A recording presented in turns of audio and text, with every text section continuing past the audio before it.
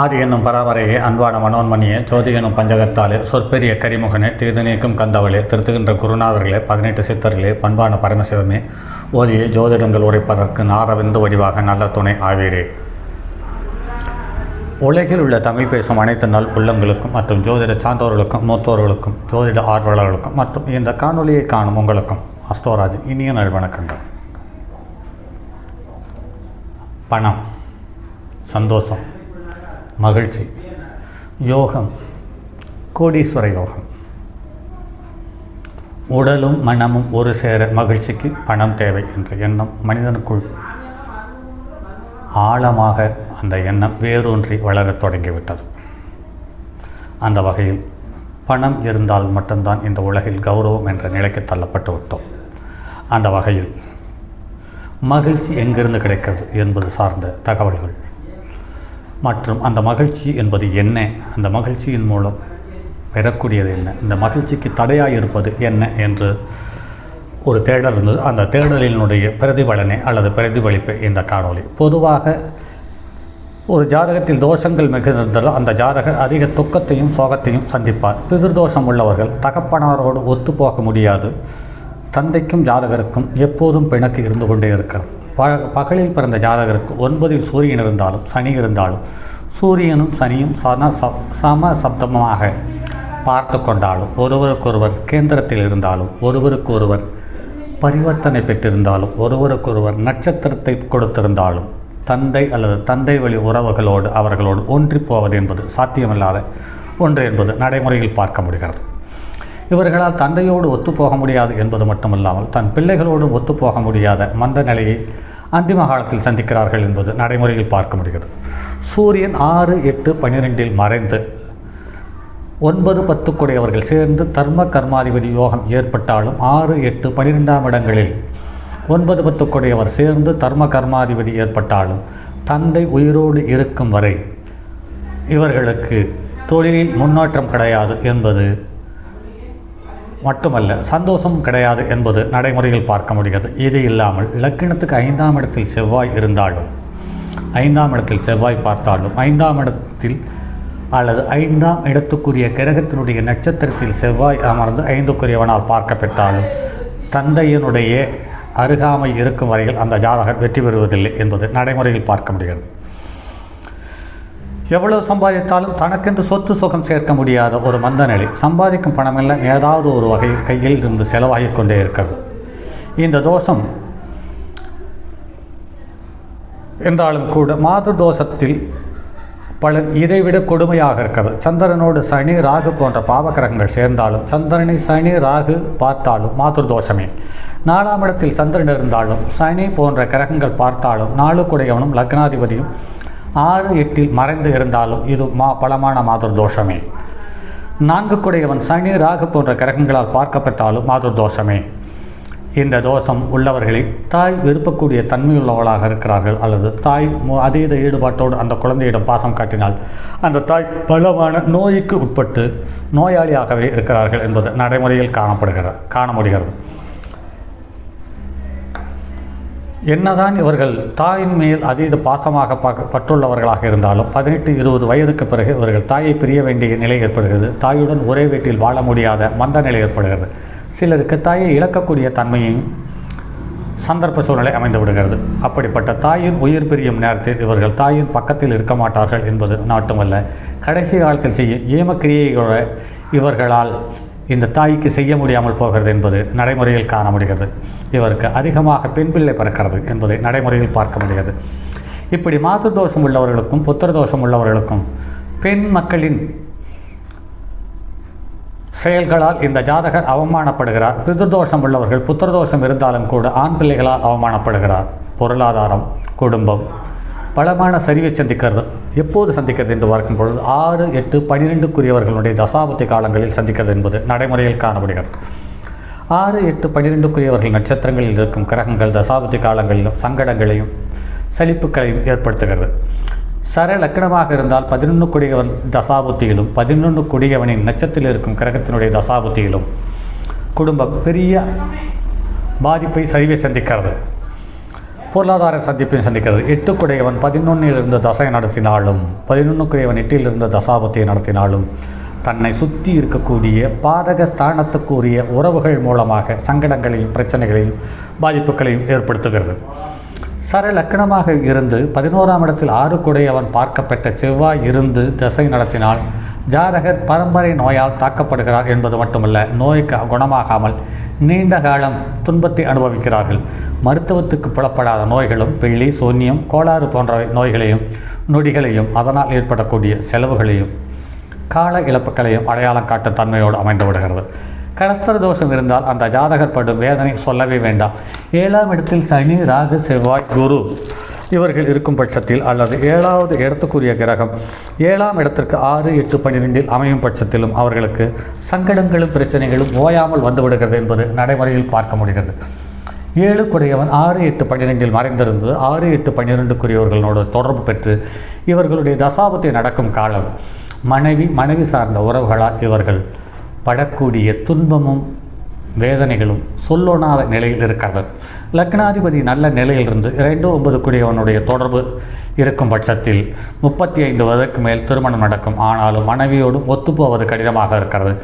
இப்படி கலஸ்தர தோஷம் உள்ளவர்களும் பிதிர்தோஷம் உள்ளவர்களுக்கும் மாத தோஷம் உள்ளவர்களுக்கும் தாய் வழி பெண்ணை தந்தை வழி பெண்ணை மனம் புரிந்தால் அவர்களுடைய வாழ்க்கை நடைமுறையில் நன்றாக இருப்பதில்லை என்பது காண முடிகிறது. ஆனால் இதை ஜோதிடர்கள் அதை செய்யக்கூடாது என்று சொல்லுகிறார்கள். அதுதான் வேடிக்கையிலும் வேடிக்கை. அப்படி இருந்தால் அது நடந்து விடுகிறதை எப்படி செய்யாமல் தடுத்து நிறுத்த விட முடியும்? கிரகங்கள் தன்னுடைய கட்டுப்பாட்டுக்குள் வைத்துக்கொள்ளக்கூடிய ஜோதிடர் யாராவது இருக்கிறார்களா என்றால் இல்லை என்பதே நடைமுறை அனுபவத்தில் தருகிறது. ஒரு கால் நமக்கும் தெரியாமல் இருக்கலாம் அல்லவா? இருக்கட்டும், தவறில்லை.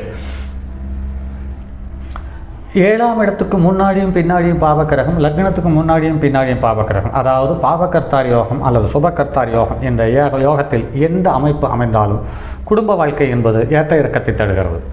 அதே சமயத்தில் லக்னாதிபதி நல்ல நிலையிலிருந்து லக்னாதிபதிக்கு முன்னும் பின்னும் சுபக்கிரகங்கள் அமைய பெற்றிருப்பேன் அது யோகமாக அமைகிறது. இருந்தாலும் செல்வம் செல்வாக்கை தந்து குடும்பத்தை விட்டு பிரித்து விடுகிறது என்பது நடைமுறையில் காண முடிகிறது. கலஸ்தர தோஷம் உள்ளவர்கள் பிதிர்தோஷமும் புத்திரதோஷமும் இருந்தால் இவர்கள் எவ்வளவு சம்பாதித்து குடும்பத்துக்கு கொடுத்தாலும் குடும்பத்தில் மதிப்பு மரியாதை இருப்பதில்லை என்பது நடைமுறையில் காண முடிகிறது. அதே சமயத்தில் 7ஆம் இடத்தில் செவ்வாய் இருந்து 2இல் சனி இருந்தால் மனைவி தீக்குளித்து இறப்பதற்கான வாய்ப்பு அல்லது மின்சாரம் தாக்கி இறந்த 2 ஜாதகங்களில் பார்க்க முடிகிறது. 7இல் சனி 2இல் ராகு இருந்து மனைவியோடு என்ன பேசினாலும் வார்த்தை சண்டையாக மாறும். சிலருக்கு மனைவி நோயால் அவதிப்பட அல்லது அவர்களுக்கு பேய் பிசாசு பிள்ளி சூன்யம் போன்ற விஷயங்களால் பாதிப்பு உருவாகிறது என்பது நடைமுறையில் காண முடிகிறது. இப்படிப்பட்ட தோஷம் உள்ளவர்களுக்கு 10 10ஆம் இடத்திற்கு 6 8 12 மறைந்திருந்தால் ஸ்திரமான தொழில் ஏற்படுவது என்பது சாத்தியமில்லாமல் போகிறது. ராசிக்கு அதிபதி 6 8 12 மறைந்திருந்தாலும் மனோதிடம் குறைவாக இருக்கிறது. அதோடு சந்திரனோடு சனி ராகு கேது செவ்வாய் சேர்ந்திருந்தாலும் இவர்கள் இயல்பான மனித வாழ்க்கையில் ஒன்றி வாழ முடியாத மந்தநிலை அல்லது மனம் சார்ந்த விஷயத்தில் சிக்கலாகி குடும்ப வாழ்க்கை சூன்யமாக மாறிவிடுகிறது. லக்னாதிபதி 6 8 12 மறைந்திருக்க லக்கணத்தில் சனியும் கேதுவும் இருக்கும் பட்சத்தில் இவர்கள் கிட்டத்தட்ட சன்னியாசியாகவோ அல்லது பைத்தியக்காரராகவோ மாறிவிடுகிறார்கள் என்பது நடைமுறையில் பார்க்க முடிகிறது. இப்படி தோஷம் மிகுந்த ஜாதகரை காப்பாற்ற வேண்டும் என்று முறையான பரிகாரம் செய்யவிட்டால் தெய்வமும் காப்பாற்றாது. கோவிலாக போய் பூசை பரிகார பூஜை செய்தாலும் எந்த பிரயோஜனம் ஏற்படுவதில்லை. அன்னதானம் கோதானம் வஸ்திரதானம் போன்றவை செய்தாலும் பிரயோஜனமில்லை. தோஷமிராது, தோஷம் தீர்வதில்லை. பெரிய பெரிய சாமியார்கள் மந்திரவாதிகள் என்பவர்களை அழைத்து வந்து பூஜை போட்டாலும் இந்த தோஷங்கள் நீங்குவதில்லை. தாயத்து கயிறு எதுவும் பிரயோஜனமில்லை. செப்பு தகட்டில் சக்கரம் வரைந்து தினமும் பூஜை செய்தாலும் ஒன்றும் பிரயோஜனப்படுவதில்லை. பிறகு என்னதான் செய்வது? துக்கம் சந்தோஷமாய் மாற வழி என்று பார்க்கும் பொழுது பகவான் கிருஷ்ணர் பகவத்கீதையில் அர்ஜுனனிடம் ஒரு தகவலை சொல்கிறார். நீ பாவிகளிலேயே கொடும் பாவங்களை செய்தவனாக இருந்தாலும் ஞானம் என்னும் படகு மூலம் சகல பாவங்களையும் சந்தேகமின்றி சிறந்த முறையில் கடந்துவிட முடியும் என்பது சொல்லியிருக்கிறார். ஆக ஒன்றை புரிந்து கொள்வது நல்லது.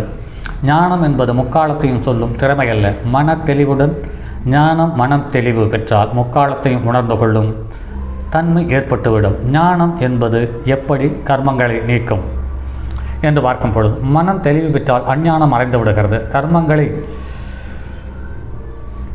செயல்படுத்துவது அஞ்ஞானம்தான். அஞ்ஞானம் நீங்கினால் கர்மங்கள் செயலற்று போகும். இல்லறத்தினால் மன தெளிவு பெற முடியுமா?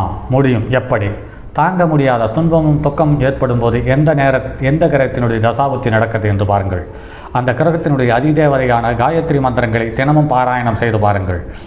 மனம் கட்டுக்குள் நிற்காது. கட்டுக்குள் நிற்பதற்கு தினம் தியானம் பண்ணுங்கள். தியானம் பண்ணுகிற நேரம் அந்த அதிதேவைகளினுடைய காயத்ரி மந்திரங்களை சொல்லி கொஞ்சம் கொஞ்சமாக உங்களுக்குள் இருக்கும் உங்களை அமைதிப்படுத்துங்கள். அதற்கு பின் வரும் காலம் உங்களுக்கு வசந்தமாக அமையும் என்பதில் மாற்றுக்கருத்தில்லை. இதற்கு ஒரு குட்டி கதை ஒன்று உண்டு. மிகச்சிறந்த ஒரு ஆன்மீகவாதி ஒருவர் இருந்தார். அவரை அந்த நாட்டில் உள்ள மக்கள் அனைவரையும் அவர் வசீகரித்து வைத்திருந்தார். ராஜாவுக்கு அந்த தகவல் லேசாக அவருடைய காது கேட்டுகிறது. அவரிடம் ஆசீர்வாதம் பெற்று நாம் மோட்சத்தை அடைய வேண்டும் என்று அவருக்கு தோன்றுகிறது. உடனே படை பரிவாரங்களுடன் அந்த சன்னியாசியிடம் போகிறார். அந்த ராஜா போய் கேட்கிறார், உங்களிடம் எதுவும் இல்லை, உங்களுக்கு மோட்சம் கிடைக்கும் என்று சொல்லுகிறீர்கள். என்னிடம் எல்லாம் இருக்கிறது. எவ்வளவு தூரமானாலும் எவ்வளவு செலவழித்தும் எத்தனை பேர் மனிதர்கள் ஆனாலும் அத்தனை பேரையும் அழைத்து கொண்டு துணையோடு மோட்சத்துக்கு என்னால் செல்ல முடியும். நான் எப்போது போவேன் என்று சொல்லுங்கள் என்று அந்த சன்னியாசியை கேட்க, சன்னியாசி சிரித்துக்கொண்டே சொன்னாராம், நான் போனால் நீங்கள் போகலாம் என்று சொன்னார். நீங்கள் போவது இருக்கட்டும், நான் எப்போது போவது என்று கேட்டிருக்கிறார் மறுபடியும் ராஜா. அதற்கு மறுபடியும் சொல்லியிருக்கிறார், நான் போனால் நீங்கள் போகலாம் என்று சொல்லியிருக்கிறார். மறுபடியும் ராஜாவுக்கு கோபம் வந்துவிட்டது. உடனே இந்த சாமியாரை அல்ல அந்த சாதுவை கொண்டு போய் பாதாள சிறையில் அடையுங்கள் என்று சொல்லியிருக்கிறார். உடனே காவலாளிகளும் சேனாதிபதிகளும் அவரை இழுத்து கொண்டு போய் பாதாள சிறையில் அடைத்திருக்கிறார். சில நாட்கள் இருந்த பிறகு மறுபடியும் ராஜா போய் கேட்டிருக்கிறார், நான் போனால் நீங்கள் போகலாம் என்று கூறினீர்களே, இப்போவாவது நீங்கள் போகாமல் நான் போக முடியுமா? சொல்லுங்கள், உங்களை விடுதலை செய்து விடுவேன் என்று கூறியிருக்கிறார். அதற்கு அந்த சன்னியாசி சொன்னாராம், நான் சொல்லுவது அந்த கருத்து இல்லை. நான் என்ற அகந்தை உங்களிலிருந்து உங்களை விட்டு வெளியேறுமானால் நீங்கள் மோட்சத்தை எட்டுவது என்பது ரொம்ப சுலபம் என்று சொல்லி சிரித்திருக்கிறார். அப்போதுதான் அசந்து தடுமாறி போனாராம் ராஜா. நான் என்ற அகந்தை என்னை விட்டு போயிருக்கும் பட்சத்தில் நான் சுலபமாக மோட்சத்தை அடைய முடியும் என்று சொல்லியிருக்கிறார். நாம் தான் அவசரப்பட்டு விட்டோம் என்று வருந்தி அவரை காலை தொட்டு கும்பிட்டாராம். அந்த பாதாள சிறையிலிருந்து வெளியில் வந்து அந்த சன்னியாசியோடே அந்த நான் என்ற அகந்தையை விட்டுவிட்டு அந்த அரசன் அந்த சன்னியாசியோடே போய் காட்டில் வாழ்ந்து சில காலம் இருந்து இந்த 18 சித்தர்களில் ஒருவராக காட்சியளித்து அவர் இறந்து மோட்சம் அடைந்ததாக ஒரு ஆன்மீக தகவலும் இருக்கிறது நண்பர்களே. ஆக உங்களுடைய மகிழ்ச்சி என்பது, சந்தோஷம் என்பது உங்களை சுற்றியுள்ள இருக்கக்கூடிய உறவுகளிடமோ பணத்திடமோ இல்லை என்பதை நன்றாக உணருங்கள். ஒரு முறை பிறந்தது முதல் இறப்பது வரை ஒரு மனிதனுடைய பருவத்தை அப்படியே எண்ணி எண்ணி அசை போட்டு பாருங்கள். ஆரம்பத்திற்கும் முடிவிற்கும் எந்தவித வித்தியாசம் இல்லை என்பதை உணர முடியும். வரக்கூடிய செல்வங்கள், வரக்கூடிய உறவுகள், வரக்கூடிய சந்தோஷங்கள் எல்லாமே காணல் நீர் மட்டுமே என்பதை கருத்தில் கொண்டு பார்ப்போமானால் இன்றைய நாள் மட்டுமல்ல எல்லா நாளும் நமக்கு இனிய நாளாக அமையும் என்பதை கூறி அனைவருக்கும் வாழ்த்துக்களை கூறி நன்றியுடன் விடைபெறுகிறேன். மற்றும் அடுத்ததொரு பதிவில் சந்திப்போம். அதுவரை உங்களிடமிருந்து விடைபெறுவது உங்கள் அன்பு நண்பன் எம் ராஜரத்தினம். தங்கமான் மழுவோடேந்தி தன்மதி தலையில் கொண்டோன் மங்கையர் பதிக்கச் சொன்ன மாமொழி ஜோதிடத்தை இங்கு யாம் உரைப்பதற்கோர் இமை என்னும் பிழை வராமல் காக்க செங்கன் மால்மருகன் யானைச்சிறன் பதம் காப்பதாமே.